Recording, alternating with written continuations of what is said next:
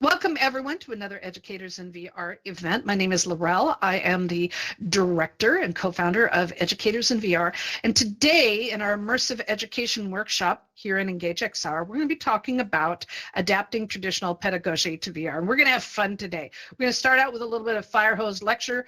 Then we're going to have some fun to really talk about how do we apply this pedagogy to what we're doing. As a reminder, Educators in VR teaches over, 600, 800 free and paid educational events every year. And we specialize in teaching teachers how to teach in VR. That is what we do. That's where our main money comes from, besides our membership fees, to fund all of the hundreds and hundreds of free events that we do every single year. So today we're going to be talking about adapting pedagogies. And when it comes to all the different pedagogies and teaching methods, let's just say this: pedagogy it thrives and it has survived. And we have learned over many centuries that strict curriculum doesn't work unless it's flexible, right? It's got to be flexible. The methods we use for teaching in VR, they don't change in VR, but they are enhanced, they're amplified, and trust me, they're so much fun. We love teaching in VR, but we're up against some issues with colleges and university level curriculum. In the traditional world, they're packed with dozens and dozens of learning points, front loaded with big, huge textbooks, massive material. And, some of these textbooks that we have in college, I swear some of them could be marked as, blunt objects and declared illegal to hurt somebody. But and we expect students to maximize their learning through this process. Teaching and learning has to be more flexible. We have to learn how to thrive in more natural learning conditions. So we're going to talk about the application of pedagogical frameworks in VR, and we're glad you're here. Now, in traditional classrooms, not sure if y'all know these statistics. Students retain 5 to 10% of lecture-based content, 10% from reading. That's it. I wish I'd known that when I was going to school. I had no clue that it was 5 to 10% from lectures. In VR-based learning, we've been able to document and research that we achieve 75% retention rates, sometimes higher. Learners who actively engage in immersive environments maintain 4 times more focus and learn 4 times faster than traditionally taught counterparts. But trust me, VR isn't replacing teachers. It enhances the pedagogical approaches by making them multisensory, making them interactive, but most of all, emotionally engaging. So honestly, immersive technology is changing the modern classroom, and it has to change. It absolutely has to change, right? Rather than just simply receiving information, students become protagonists in their own learning experiences, solving problems, making decisions, and experiencing real-world consequences in safe environments, right? This is what we need. Steph has been preaching this for eons, and I know everybody else is. This is what makes the difference. So I want to hit on a few basic fundamentals, some foundational things that are part of this process of applying traditional pedagogies to VR. Because most VR and XR educational experience are grounded in well-established learning theories. The principles don't change. There needs to be clear objectives. For learning, the technology must be appropriate to those objectives, right? Now, what VR does that traditional learning struggles with is that it embraces blended learning models. It allows for gamification and personalized learning paths. And while there are single-player apps that are great, educational apps that work great, working with social VR and multiplayer educational apps feeds collaboration. It helps teach and train leadership and builds teamwork, connective tissue, really important. And then from the beginning of time, we learn through story, right? So important. But VR takes story and learning through narrative to a whole new level. Now, understanding these theories helps educators design purposeful, immersive experiences rather than just using VR because it's cool. We had a lot of that problem with that. And so it's important to understand that all pedagogies are based on problem-based learning structures. Hi, welcome. We're talking about the application of pedagogies, Andre, to in VR. So glad you're here.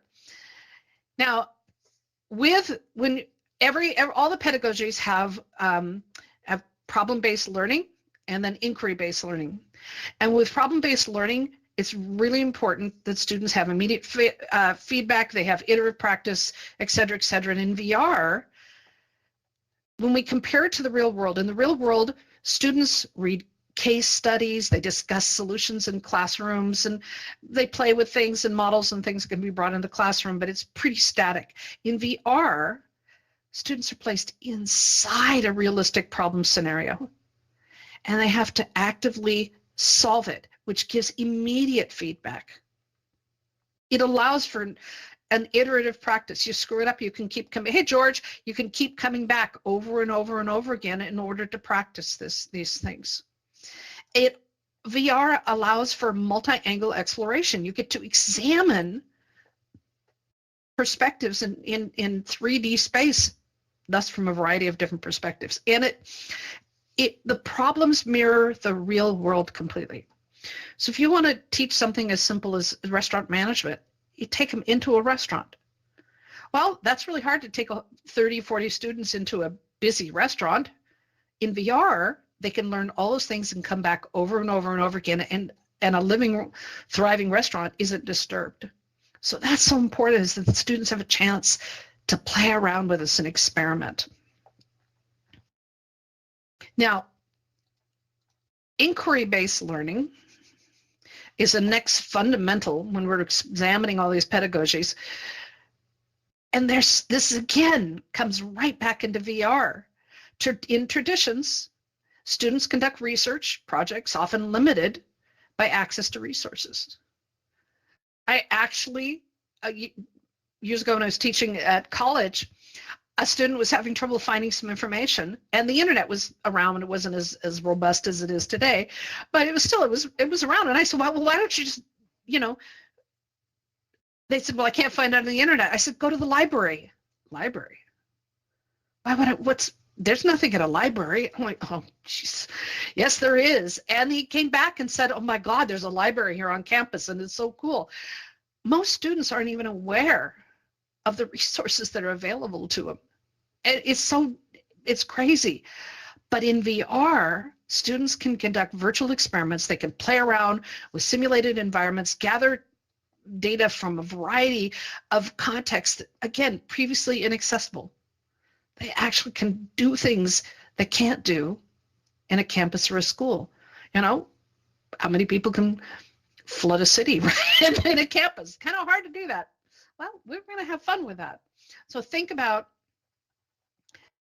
and one of my favorite examples on this is Lita, amazing world builder, created years ago. She created a one-to-one scale reproduction of the Athens Acropolis in its heyday. Not what it looks like now in Athens, but in like 100, 300 BC. And the ability to walk through that space, to feel what it felt like, that's something that we can't experience anywhere in the real world. To actually walk through living history and experience the awesomeness of that, and the size and the vast, area and the marketplaces and everything that we're in, that can only be done in VR or watching a video. No fun. So inquiry-based learning is a great way to make that experiential. Now, as we're looking at pedagogy, got to talk about the elephant in the room, AI. AI is the single most disruptive force thing, I don't know what to even call it anymore, to enter the world. Not just education. It is changing how we learn. It's changing what we learn and how we teach. It's changing the workplace. It's inventing jobs. It's changing jobs and taking other jobs away. We as educators, we need to adapt. We need to flex. We need to bend in and around AI because that changes how we teach and influences this whole process. We have to address it. Now, each of the pedagogies can use AI in XR in different ways to further enhance the immersive experience. Remember, it's early days, but AI is adding personalization to specific student learning types and needs. Even the point of students walking around with an AI to guide them through the process and to help them answer questions as an intelligent tutoring system. Now we're starting to work with AIs to bring them into VR, but that are not just adaptive, but empathetic. I don't know. Does this scare you a little bit? Y'all are welcome to unmute and interrupt at any time if you have any questions. But empathetic AIs, I think, are wonderful and they're exciting and they're terrifying. So, but they're important in this process because they help us to develop therapies and learning sessions that really, really connect with the student's experience. With a lean into AI and XR, we have an opportunity to integrate real-time content adaptation with feedback and improved assessments through data-driven insights. And that's so important as teachers that we get more accurate data. VR has changed the classroom. And hello, hey, welcome, Diane. Glad you're here.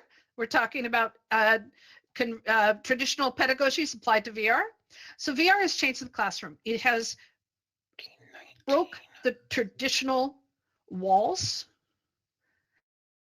But for teachers, AI is better than a teaching assistant. It's improving the teaching experience. It is personalizing the students' learning experiences, and we have to take that in consideration. Am I right? Any comments so far? Love to hear. You're all free to unmute if you're new to VR. Hey, Diane, we're in here in the main auditorium, just to let you know. If you're in 2D, it's M to mute, which means you're a desktop or laptop. It's M to mute and unmute. If you're in VR, you can just look at your watch. Peter, thoughts? Just very quick thoughts. When we came right to the slide with the AI, I was like, what happened to me 2 days ago when I was watching one of those BBC documents here about AI and stuff, and then suddenly, I'm a big fan of AI, like big fan of technology, right? And then I suddenly found myself thinking of, oh my goodness, we still don't know, we don't even know where it's really going. We know a few things, but we don't really know what is ahead there. It might be used in many other ways that we don't even dream of at the moment. Or we might be even mistaking at some points, saying like but definitely education is one of those that will be affected, or it's not will be, it's already affected. And actually, Slovakia, the country I live in, was picked up by OpenAI as one of the countries when they will do their project implementing AI to educational system. It's only a few things that our government is doing okay. So yeah. So this is great, and I have 2 nieces and 1 nephew in, they are in teenage. And they told me that actually, they are already preparing some, they see that the schools are preparing for AI and they're, even the history already. At one school that my nieces goes are, they were like playing with AI, teaching history. They were like talking to AI about the history and waiting for the answers. And the teacher tells them, okay, now compare it, the answers of the AI, compare with what you learn in the book. And, and it's just very simple usage at the moment. But, yeah, so I think Did that they the line kids, up? Yeah, it's early days. Actually, yes. They're using ChatGPT because they have the agreement, some kind of agreement there. Yeah. Excellent. Yeah, and obviously kids enjoyed it. But the thing is, and that was a very interesting article also here when they announced this contract with OpenAI, that the teachers are not ready. And it's a generation thing sometimes. That's right. And I don't know how it is in US, but here we have a generation of teachers who are happy enough if they know how to turn on computer, open Office, Yeah. write something and close it, Yeah. and Yes. and find something on Google. So for them, this is a big challenge, more than for Yes. the students. So And it's yeah. your country is not alone. There, I can tell you that there's the same thing happens in the United States. The same thing happens everywhere. It doesn't matter where you happen to be. There's a great fear of technology. But let's talk about the truth, and that's why this session on really understanding pedagogy and an application into VR. Teachers are so overworked. And in many areas, they're only paid for the hours they teach, not all the hours it takes them to get into the classroom. And so they may be working 60 hours a week, but only teaching 5 hours. That's not enough to eat on. And I don't know how things, but it's so adding a new burden to a teacher. You're going to have to learn VR. You're going to have to learn AI. You're going to have to this is breaking backs. It is breaking heads. And that's why this session is so important to me, to make this take it out of our paid program and make it free. Because if we understand that the traditional pedagogies that are out there apply to VR, there's nothing new here to learn. It's just enhancing that learning experience. So they're not reinventing the wheel. There is no new pedagogy. There's just the application of traditional. And that makes sense. It just eases the burden. Mm-hmm, mm-hmm. All right, so let's get through this. And again, welcome, Diane. Glad you're here. So in our paid workshop for teaching the teachers to teach in VR, we cover some specifics of many of these common pedagogies in detail. But today we're only going to look at a few of them and discuss how they adapt to VR and immersive education. Okay? Now, Bloom's taxonomy, that has been around forever. And it's a base for just about every other educational framework and pedagogy.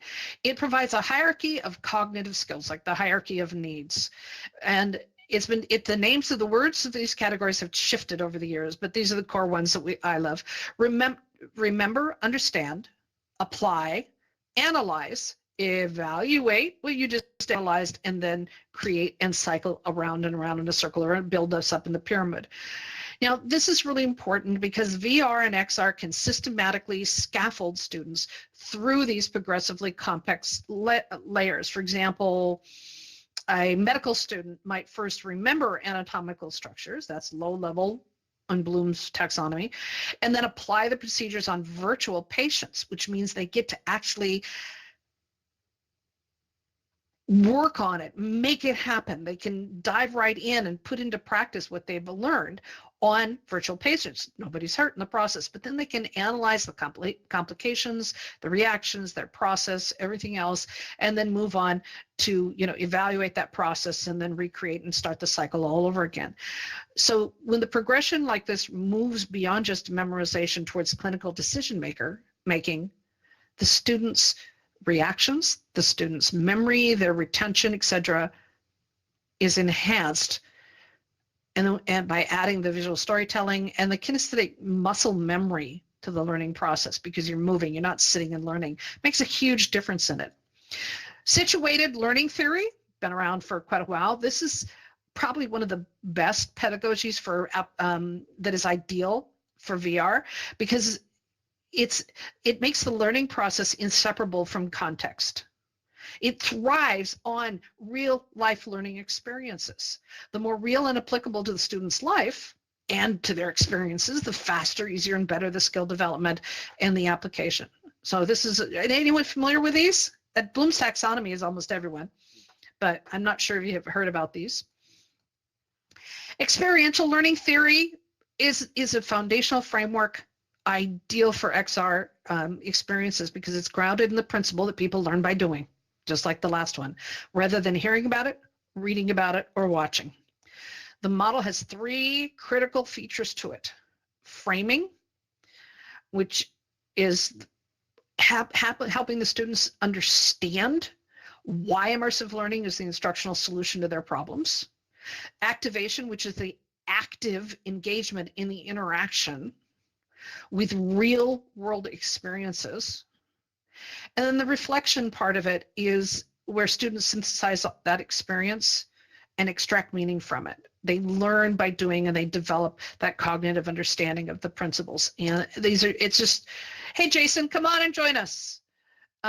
Hey, so it's really important when you're looking at these different pedagogies, how they apply to VR, which is what we're talking about, Jason, and really looking at as they apply these things to XR, it creates this framed, activated, reflective experience to create deeper meaning and understanding in the process. So we love this one for VR. Now, constructivism is a little bit older, but it's fascinating learning theory, and it means that students construct knowledge through experience and reflection. It's one of the differences here is that the constructivism really puts emphasis on learning is shaped by their prior knowledge and social interaction. So it scaffolds the learning process through that. And rather than just passively absorbing information, students build understanding through making meaning. Meaning making is what it's actually called. And so, Jason, if you want to stand up, you're in a sitting position, you just sat down.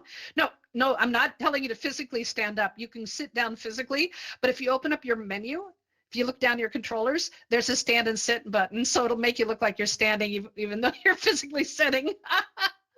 Okay, so you can physically sit down, but I appreciate that. Okay, thanks. Now, for constructivism, it works so well in VR because it really enables students to experience content firsthand with contextual interactive learning that transcends the traditional classroom boundaries. And when we talk about using VR, it's about changing the modern classroom, right? So in a biology class, students can, aren't just playing with frogs and stuff or doing it on a computer. They can actually manipulate 3D molecule structures and see immediate consequences of their actions rather than just memorizing chemical equations and stuff. And if any of you have experienced the new Med micro maps, it's on the MetaQuest right now, and there's videos and stuff. Med micro maps, what Jane Harrington and her husband are doing with bringing fun and interactive learning of microbiology. It's heaven. It's absolutely heaven in an educational app. We love it. And that's part of that constructivism theory where they get to play and break and actually manipulate and see things from different perspectives and understand consequences. All right, we only have a few more left. We're going to hit two more that are really common. The cognitive load theory. Now, this one is very important to understand as it applies to VR. Over and over again, we've learned through research, experimentation, and et cetera, that the neuroscience plays an important part in learning. We have to understand how students learn and how to convey information so they learn it well. And this theory really looks into the cognitive load, the neuroscience of cognitive load, as well as cognitive behavior. And it begins, with the simple rule: don't try to teach everything in 5 minutes. The fire hosing of education. It's about keeping things simple and clear. Many teachers, when they come into VR and they start teaching, they want to build their own environments and stuff.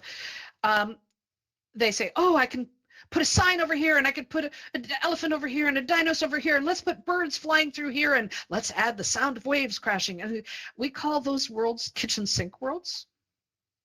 And they create a cognitive visual overload to the senses in VR.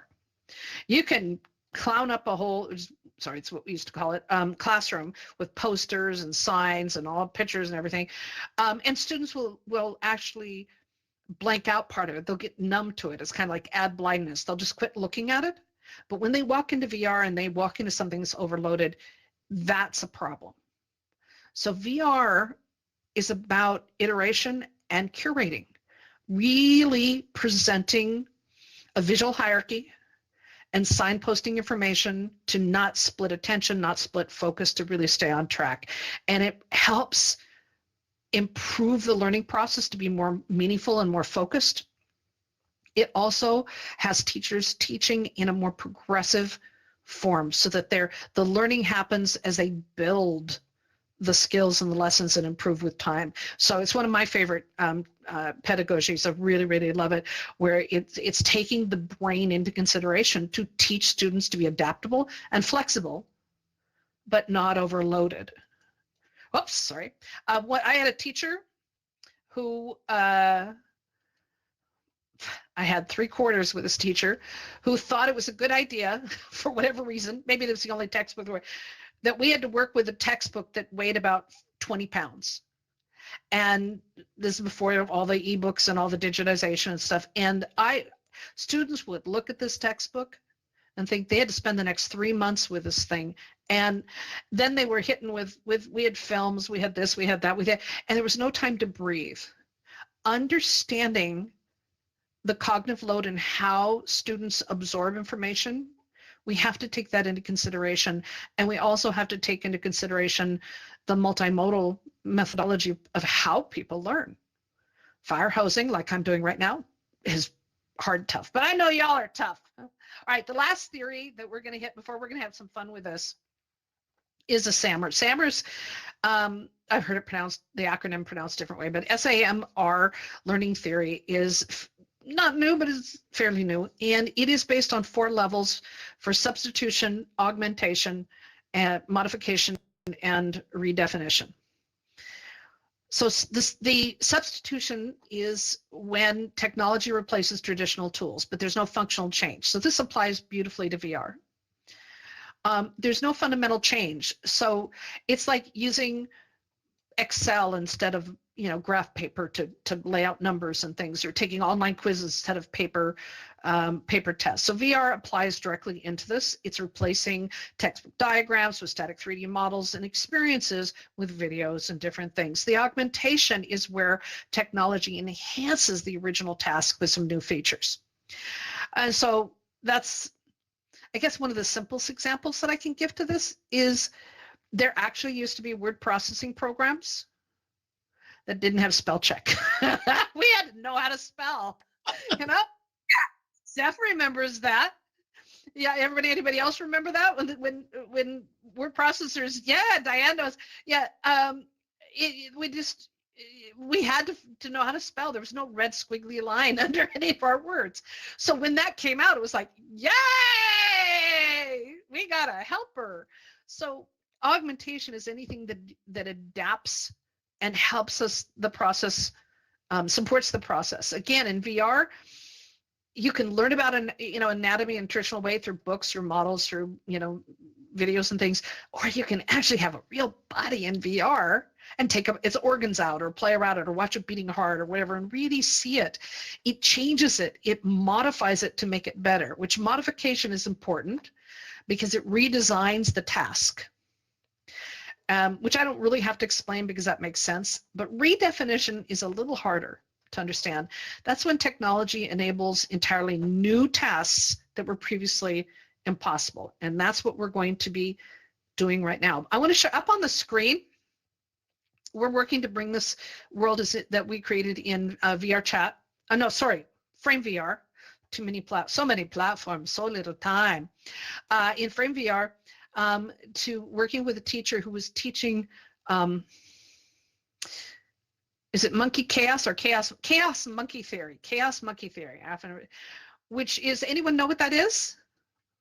Anyone run into chaos monkey theory? Oh, Peter, come on, that's part of it's in your industry. Anyone know? Go ahead, shout it out.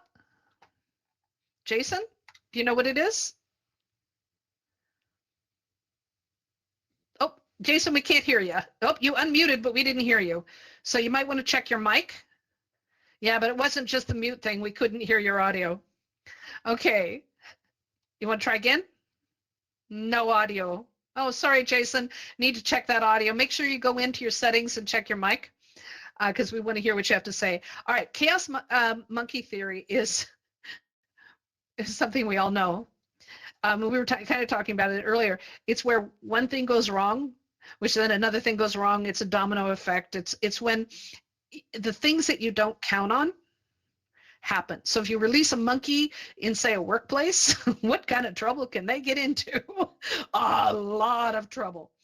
And so we were working with students, business students, to understand emergency and backup preparation, to be ready literally for anything, for anything to happen.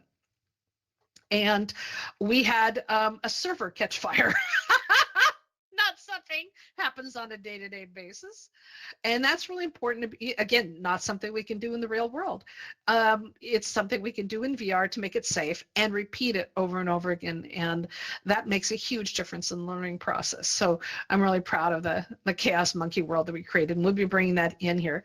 But now, any questions about anything I've said before we take you on a little bit of an adventure here? Any comments about these or questions?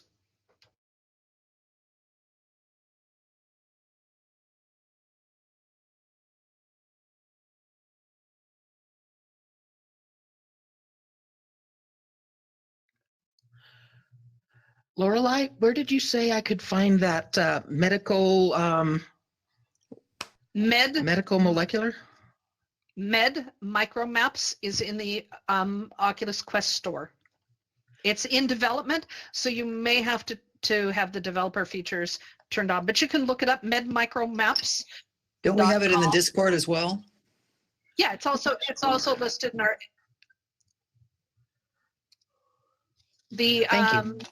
it's in it's in our Discord, so you can find it in there as well. Yep. All right, so we're gonna go get wet. So any other questions before we get wet?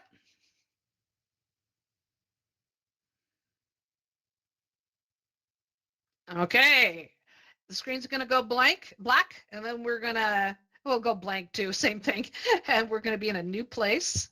And your assignment is to find the apartment and figure out how to escape, okay?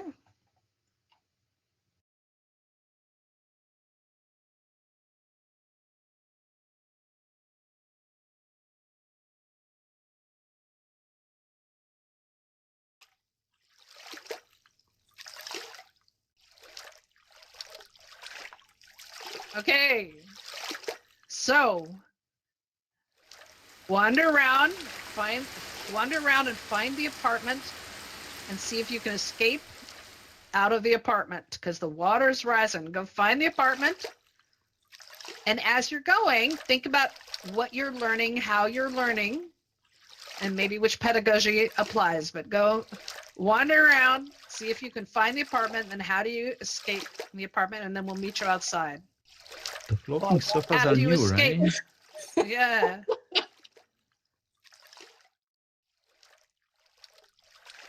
And everyone is amplified. So if you have any questions or you concerns or whatever, ask out.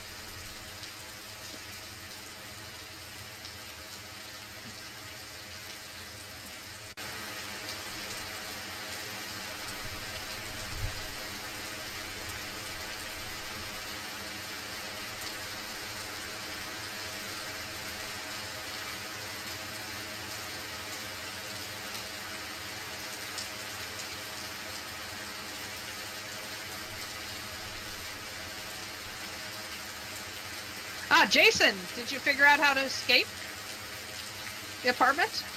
Nope. Oh, did you get your audio fixed? No audio yet. Oh, I'm so sorry. Did you look under the settings? And you checked? Okay. Sometimes just exiting and re-entering can resolve the issue. But are you new to Engage XR?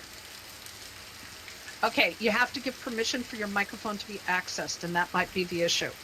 That's a Quest requirement. So it's up to you if you want to exit right now and come back in, or handle that permission. All right, everybody found the apartment? Our camera crew's following you. He's invisible.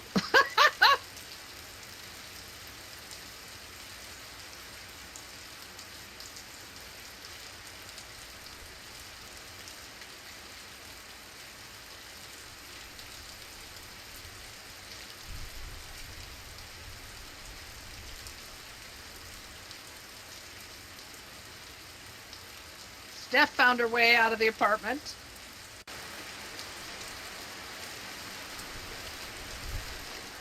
If anybody needs help, just ask. And talk about what's going on and what you're thinking about with this process. We'd love to hear.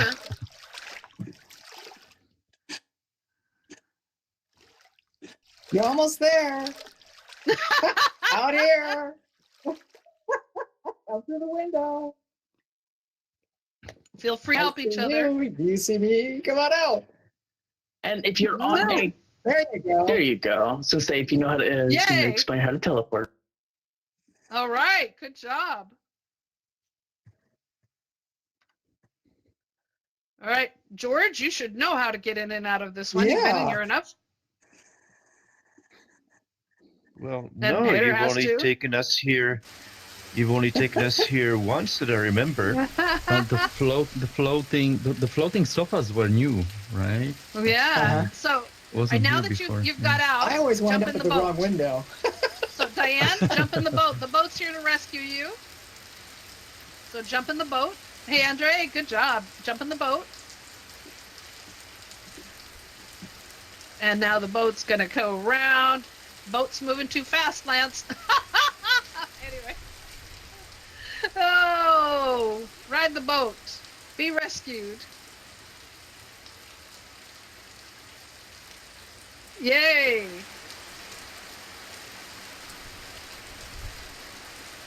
There you go. And now we're going to have, I believe, a helicopter maybe arriving to add some drama to the situation.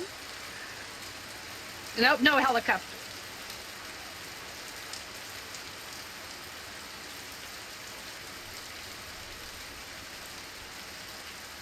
There you go, riding on the boat to be rescued. Yay. And the helicopter will be coming in here in a second to add more drama. Oh, we're going around. Yay.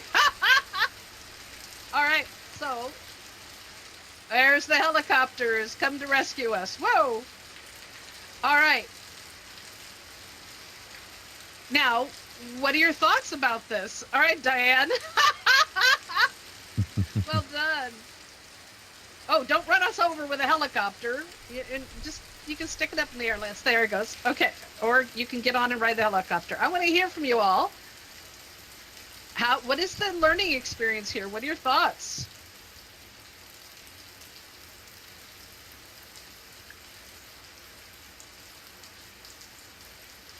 Anyone? Let's hear. Adventure.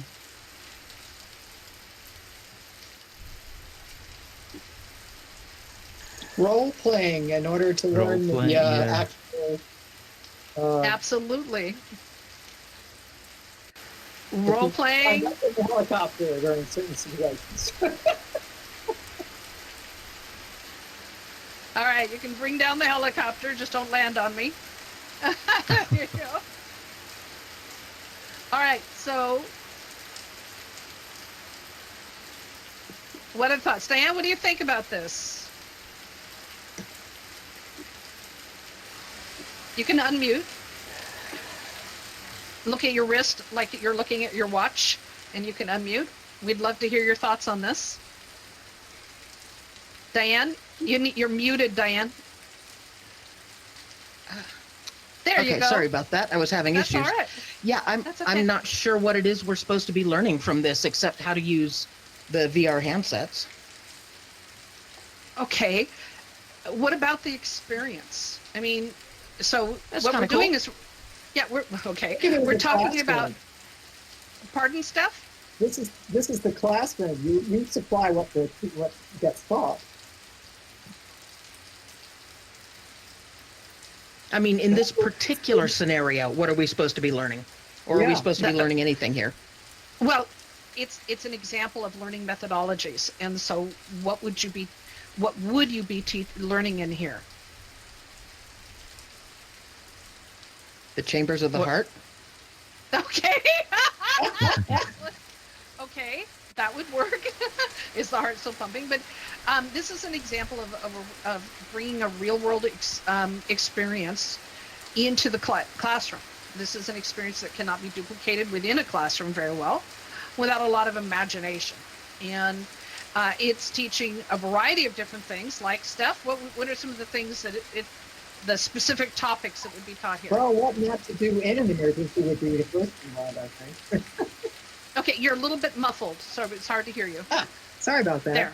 Okay. I would say what to do in an emergency would be the obvious choice. And not just what to do, but how do you respond in an emergency? So this is a great digital twin experience for working with emotional response to serious and dramatic situations. It's about urban planning and being aware of climate change. There's so many different topics here.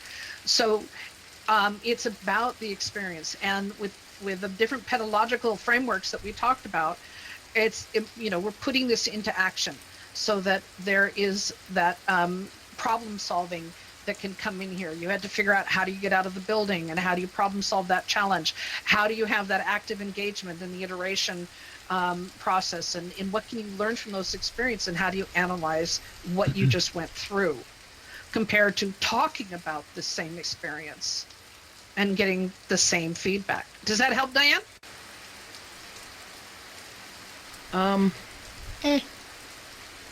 Okay. Okay, Well- so let's actually do it. So we were told, go find the apartment, and we looked around. Nothing seemed to be on the first floor, so we go onto the second floor. We look around. We discovered there's one apartment we can go into and several we can't. Doesn't seem like that's any particular mental gymnastics to me. What if you were a rescue worker? The role you were playing with a rescue worker. You are going Okay, into so- a flooded building and you need to rescue Right. somebody. I couldn't move the garbage bags, so that couldn't let me get onto the next floor. Right. So what does that teach happens me? in a Except, regular. oops, it's done. No, you made it up onto the second floor eventually, but there will always be obstacles that you cannot move.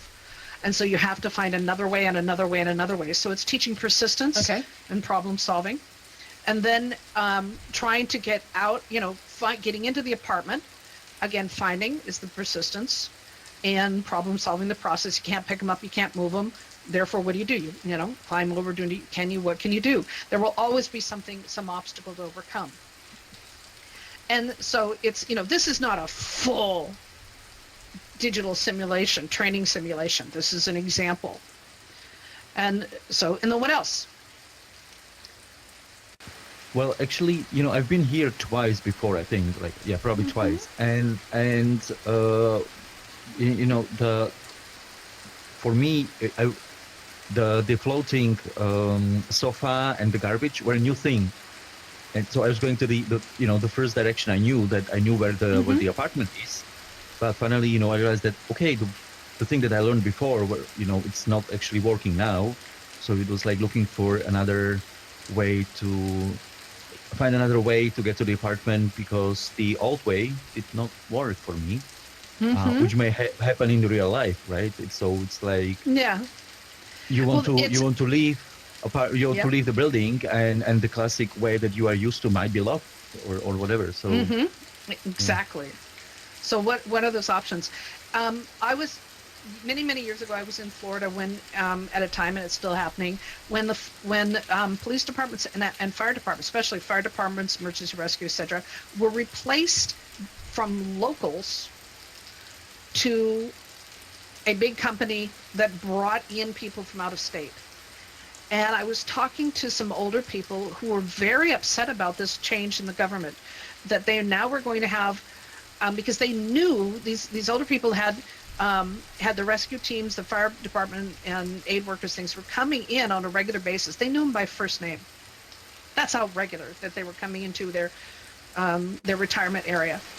And They knew the ins and outs of the cul-de-sacs and all of the twisted roads and, you know, all around the manufactured homes and the RVs and stuff. They knew all the little hideaways and things. Now these people come in from who may be completely qualified, but they didn't know the location. They didn't know the neighborhoods. And so what you and Diane just talked about is a primary example of understanding that knowledge is actually currency. That is really important. Are you familiar with the building? Do you know the ins and outs? Do you understand how it works? You know, and that's important when it comes to emergency rescue, because seconds are a matter of life and death.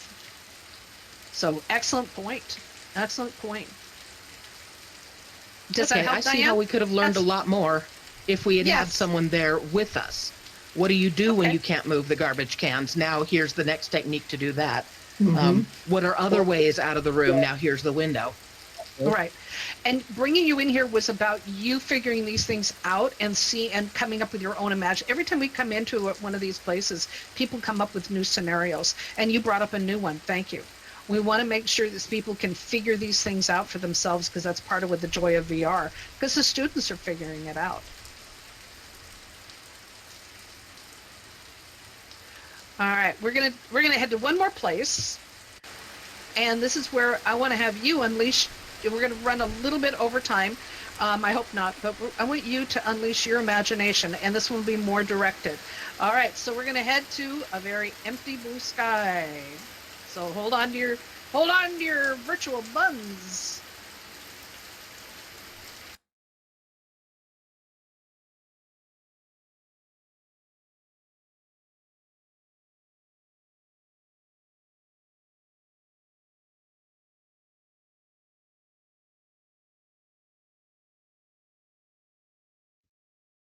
Welcome to our little experiment blank space here. Everyone can find a spot. There's lots of room. Don't go too far, because we'll have to chase you down. And we have the world building tools turned on. And Lance is going to show you how to use the models if you don't know. But the assignment will be very quickly, with the models that are available here in Engage XR, create a teaching scenario. I don't care what it is. Look through the models and be inspired. And just work within, you know, your own little space, and then we'll walk around and talk about it. And so again, this is experimentation to see what you can do. Lance, how do they do this? All right. So if you open up your Engage menu, you should see at the very bottom a lot of things to click on. Look for the one that is 3 cubes on top of each other, which is called IFX. When you click on that, it brings you up to a section where there are categories that you can choose from. Pick any of the categories you so wish. When you do, another category section comes up, and you just click the next thing. And then within there, these are IFXs that you're able to bring in that Engage has. You can go to any page and just bring something in that you wish. You can even, at the very top, search for the item that you want as well too. Once you bring it in, there's a little circle, once you let it go, that is right inside of it that lets you grab a hold of it to move it around, or click the 3 dots, which allows you to go to the gizmo, clone, and share. Now, when you share, everybody can manipulate it afterwards. If you don't, only you're the one who is allowed to manipulate it. And once you have it where you want it, you can then go to the lock mechanism that's in there as well too. That'll stop it from being grabbed by somebody and moving it, or you grabbing it and moving it. Or you. Because trust me, I've done it plenty of times myself. And then the gizmo will allow you to rotate and scale. Just keep clicking the button. It'll change to the different tools. All right, so create a little teaching scenario, and we'll walk around and talk about it. Just see what happens. I'm going to give you just a couple minutes to do this, and then I'll talk about kind of what we're doing here.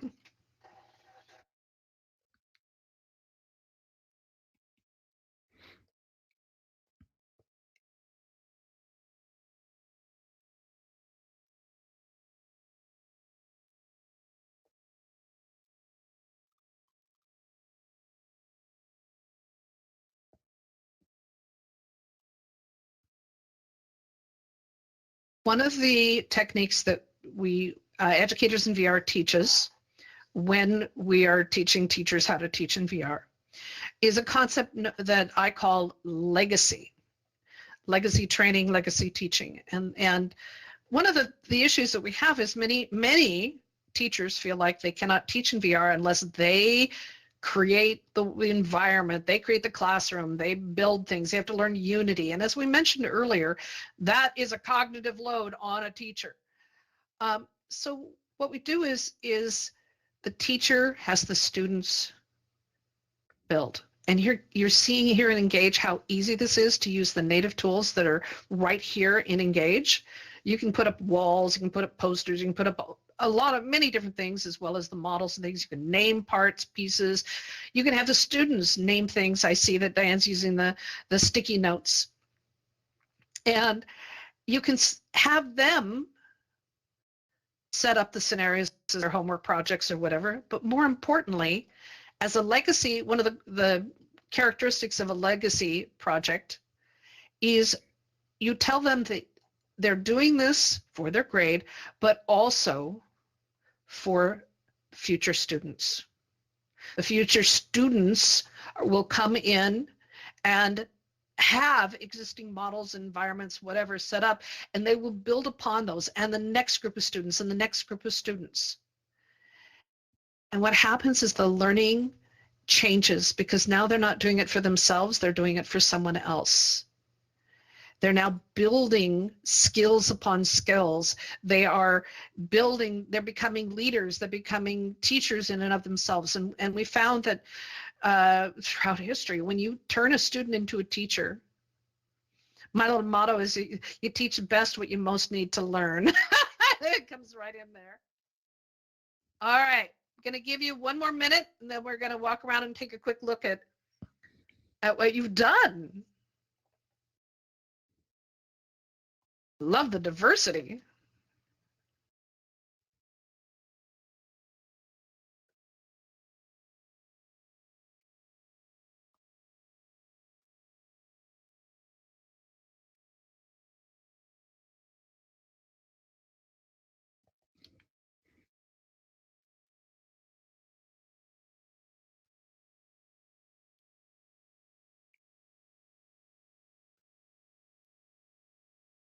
You having a little fun, Jason? There you go.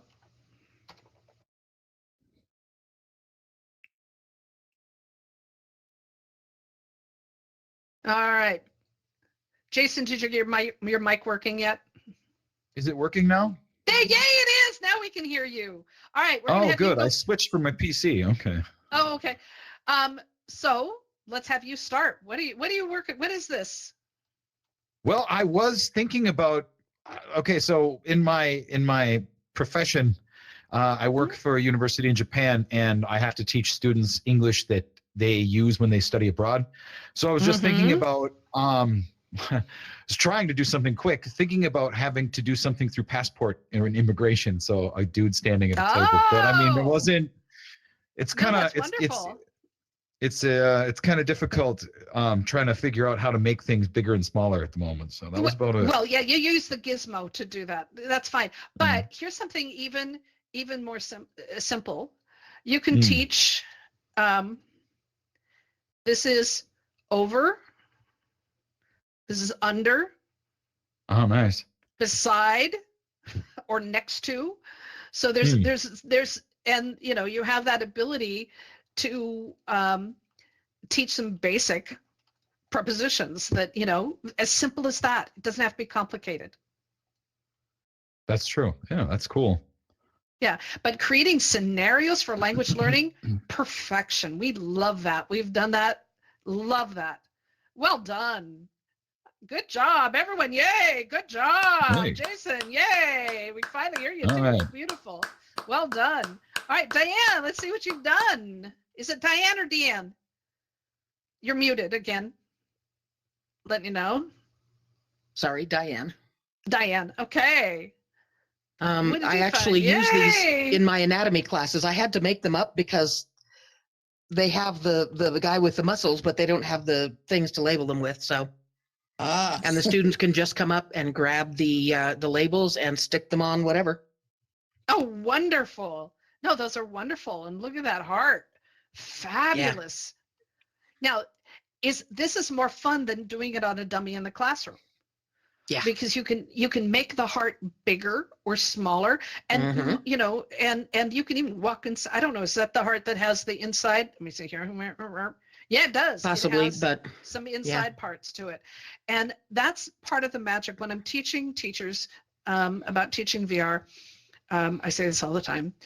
If you want to get someone's attention, you either need to show them something they've never seen before, or show it to them in a way they've never seen before.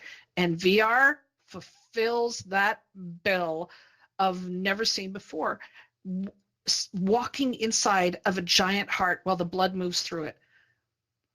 Can't see that in the real world, right? You know, they can do a fake I wish the blood moved through it. Yes, yeah. Well, there are models. They don't have one like that. I need one like that. Not here. Yeah, Tell I know. them to make me one. Exactly. We do have one that's a beating heart, but yes. being able to but no have blood. a jet, no blood, but having a walking inside of a car engine or a jet engine, something you can't do in the real world. That is a perfect way of expanding upon the teaching. And so, well done. Great example. I love this. Excellent. And what are your thoughts about this all now? It depends on the teacher's imagination and what's present. I'll tell you, I use this for my anatomy class because a lot of anatomy is just learning the parts of the body. Yeah. For my general biology class, I don't have the things I need. I can get trees, I can get flowers, but none of them are detailed enough that I can say, ooh, look at all the parts of this flower. Where's the stamen? Where's the petal? Where's the leaf veins? So it's very frustrating to try and teach some subjects in VR. Now, yes, and there are many models that are out there that you can easily bring in here with the different, the paid accounts here in Engage or in different platforms where you can bring in a GLB and things like that. And it means you just have to hunt and find the models. But once you do, just like hunting and finding and then figure out how to get them in here. Yeah, it's not really that complicated. Hard. Yeah, it's not that hard. And it's getting easier and easier. And with AI, we don't have the AI in here, but the AI will allow you to ask it to create a model, and it'll create one right for you on the spot. Cool. How do you get the AI? It's part of the paid account services. We just I don't have time. We're already over time here, so I can't bring that in now. But there's some really cool things that are coming with the AI that are amazing. All right, George, where's your stuff? Well, it was kind of over there. I was fish. Underwater scene. Yes, I was kind of creating a coral reef scene. I was just about to put the coral in when I lost connection, and when I came back, you didn't. You had to share. That's a problem. You have to share your things. Share your toys. I locked them. Oh. Yeah, but they have to be shared, and then they'll persist. Yeah, right. You have to. But I was really it's impressed not just a with. Matter. Okay, we got it, Lance. I was impressed with how they had really realistic models, and I was picking out fish and stuff that live here. I was local varieties. Was impressed with the number of models they have that are very realistic and that live here. Yeah, there's some wonderful fish things that are here, and it's I love it. I really love it. And this, for example, you had in here the butterfly fish, the four-eyed butterfly fish. Really, really cool. Wonderful. All right, well done. Well done. All right, Peter, what'd you do? Tell us about yours.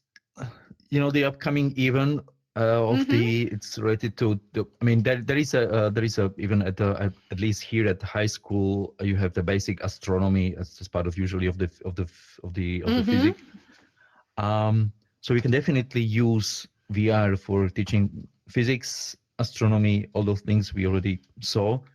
I would definitely use the possibility of people having experienced the the space, having a chance to see things, closer in 3D models, which usually they see just in the books on paper.